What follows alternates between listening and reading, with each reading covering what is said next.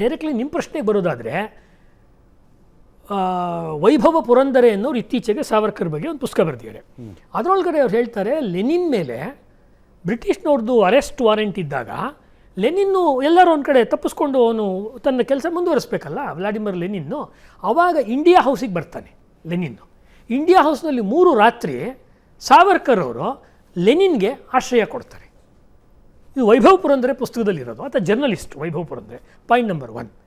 ಹಾಗಾದರೆ ಸಾವರ್ಕರ್ ಅವರು ಕಮ್ಯುನಿಸಮ್ನ ಹೆಂಗೆ ನೋಡ್ತಿದ್ರು?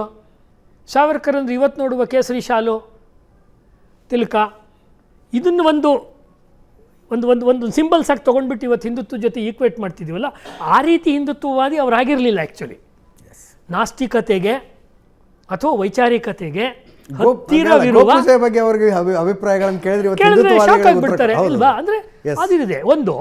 ಎರಡನೇದು ಪಾಯಿಂಟ್ ಅಂದರೆ, ನೀವು ಭಗತ್ ಸಿಂಗ್ ಹೇಳಿದ್ರಿಂದ, ಭಗತ್ ಸಿಂಗ್ ಜೈಲಿನಲ್ಲಿ ಸ್ಟಡಿ ಮಾಡ್ತಿದ್ದಂಥ ಕೊನೆಯಲ್ಲಿ ಪುಸ್ತಕಗಳಲ್ಲಿ ಸಾವರ್ಕರ್ ಲಿಟ್ರೇಚರು ಒಂದು. ಸಾವರ್ಕರ್ ಬಗ್ಗೆ ಭಾಳ ಅಪ್ರಿಷಿಯೇಟ್ ಮಾಡಿರೋ ಮಾತುಗಳು ನೀವು ಭಗತ್ ಸಿಂಗ್ ಸಮಗ್ರ ಪತ್ರಗಳನ್ನು ಮೊನ್ನೆ ನವಕರ್ನಾಟಕದವ್ರು ತಂದಿದ್ದಾರೆ, ತೆಗೆದು ನೋಡ್ಬೋದು. ಒಂದು.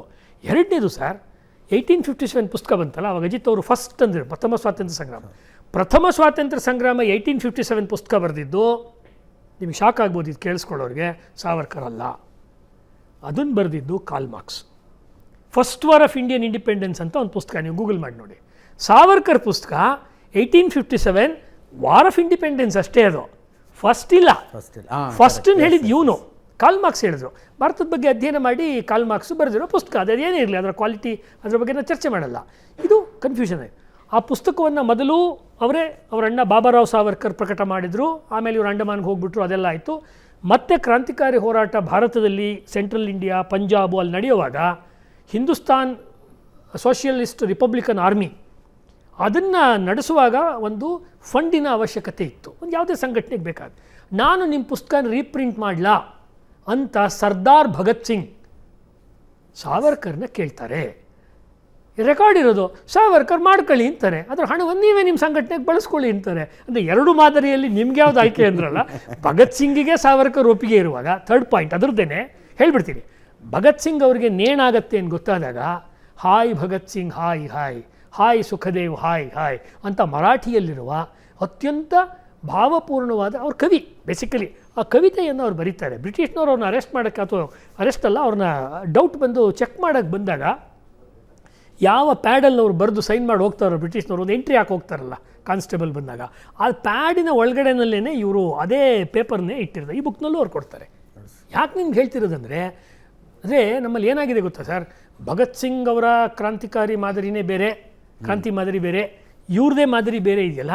ಹಿಂಗೆ ಮಾಡಿ ಒಡೆದು ಒಟ್ಟಿನಲ್ಲಿ ಕ್ರಾಂತಿಕಾರಿಗಳು ಒಂದು ಅಂತಿತ್ತಲ್ಲ, ಆ ಪಿಕ್ಚರೇ ನಮಗೆ ಬರಬಾರ್ದು. ಥರ್ಡ್ ಪಾಯಿಂಟು, ಕಮ್ಯುನಿಸ್ಟ್ ಅಲ್ಲದೆ ಹೋದ್ರೂ ಸಮಾಜವಾದಿ ಚಿಂತನೆ ಬಗ್ಗೆ ಒಲವಿದ್ದವರು ನೇತಾಜಿ ಸುಭಾಷ್ ಚಂದ್ರ ಬೋಸ್.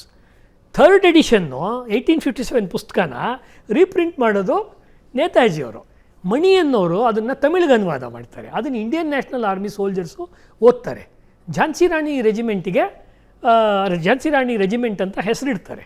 ಇನ್ಸ್ಪಿರೇಷನ್ ಇವ್ರ ಪುಸ್ತಕದಿಂದ. ನೇತಾಜಿಯವರು ಅವರ ರೇಡಿಯೋ ಭಾಷಣದಲ್ಲಿ ಇವರನ್ನು ಸ್ಮರಿಸ್ಕೊಳ್ತಾರೆ. ಒಂದು ಭಾಷಣದಲ್ಲಿ ಇವರು ಸ್ಮರಿಸ್ಕೊಳ್ತಾರೆ. ಮತ್ತು ಅವರು ಇಂಡಿಯನ್ ನ್ಯಾಷನಲ್ ಆರ್ಮಿ ಕಟ್ಟಕ್ಕೆ ಮುಂಚೆ ಇದ್ದಂಥ ಇಂಡಿಯನ್ ಇಂಡಿಪೆಂಡೆನ್ಸ್ ಲೀಗ್ IIL ಸ್ಥಾಪನೆ ಮಾಡಿದವರು ರಾಸ್ ಬಿಹಾರಿ ಬೋಸ್. ಆ ರಾಸ್ ಬಿಹಾರಿ ಬೋಸು ಸಾವರ್ಕರ್ಗೆ ಸೀಕ್ರೆಟ್ ಆಗಿರೋ ಕಾಂಟ್ಯಾಕ್ಟ್ಸ್ ಇತ್ತು. ಇಷ್ಟು ನಮಗೆ ಕನೆಕ್ಷನ್ ಇದೆ. ಅಂದರೆ ಆ್ಯಂಟೆನಾ ಅವ್ರದ್ದು ಜೋರಾಗಿತ್ತು. ಇಷ್ಟೊಂದು ಇದು ಭಾಳ ವ್ಯಾಪಕವಾದ ವಿಷಯ. ಅಂದರೆ ನನಗೆ ಈ ಸಭೆಯಲ್ಲಿ ಇರೋದ್ರಿಂದ ಏನು ಗೊತ್ತಾಗ್ತಿದೆ ಅಂದರೆ, ಸೇತುವೆಗಳಿದ್ದಾವೆ, ನಮಗೆ ಸೇತುವೆಗಳಿವೆ, ನಮಗೆ ಗೋಡೆಗಳು ಕಾಣಿಸ್ತಿದೆ. ಆಮೇಲೆ ಇಲ್ಲದೇ ಇರೋ ಕಡೆಗಳಲ್ಲೂ ನಾವು ಗೋಡೆಗಳನ್ನು ಕಲ್ಪಿಸ್ಕೊಳ್ತಿದ್ದೀವಿ. ಸಾವರ್ಕರ್ ಅವರು ಆಧ್ಯಾತ್ಮ ಆಧಾರಿತ ಸನಾತನ ಧರ್ಮದ ಅಪರಿಷ್ಕೃತ ಆವೃತ್ತಿಯ ಪ್ರತಿನಿಧಿ ಅಲ್ಲ.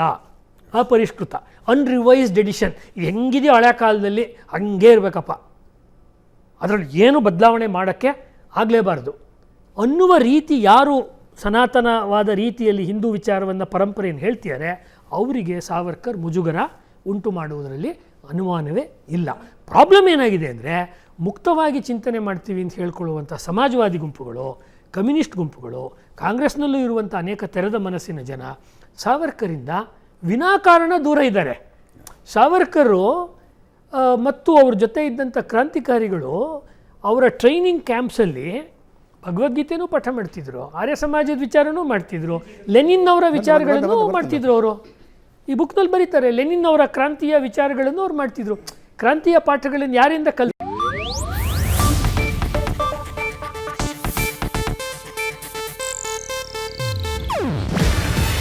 ಇದು ಏಷ್ಯಾನೆಟ್ ನ್ಯೂಸ್ ನೆಟ್ವರ್ಕ್ ಪ್ರಸ್ತುತಿ. ನೀವು ನೋಡ್ತಿದ್ದೀರಾ ಏಷ್ಯಾನೆಟ್ ಸುವರ್ಣ ನ್ಯೂಸ್.